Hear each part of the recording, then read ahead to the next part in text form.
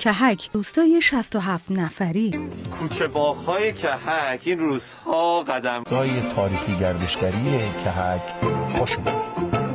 کل صدا و سیمای استان مرکزی با اشاره به قابلیت‌های گردشگری روستای کهک شهرستان دلیجان گفت: به روستای کهک خوش اومدید. در روستای کهک شهرستان دلیجان، در روستای کهک از توابع شهرستان دلیجان، روستای کهک نزدیک به 50 کیلومتری شهرستان دلیجان قرار دارد. یکی از به دلیل فاصله نزدیک با محور مواصلاتی شمال به جنوب کشور در موقعیت استراتژیک خاصی قرار دارد. در یک اقامتگاه بومگردی در استان مرکزی دور هم جمع روستایی به نام کهک از توابع استان مرکزی میشنویم. روستایی که جاذبه‌های گردشگریش آن را به یکی از 10 روستای مقصد گردشگری این استان تبدیل کرده. روستای کهک با دارا بودن جاذبه‌های طبیعی و تاریخی تواند قطب مهم گردشگری روستایی در استان مرکزی باشد. گردی روستای کهک هستیم. واقعا جالب بود.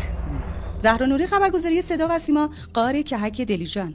روستای کهک در دورترین نقطه روستایی شهرستان دلیجان واقع شده. این بده گردشگری تبدیل شده یکی از هزاران روستای کشور که دستهای مردمانش توسعه را به ارمغان آورد. زهرانوری، خبرگزاری صدا و سیما، روستای کهک دلیجان.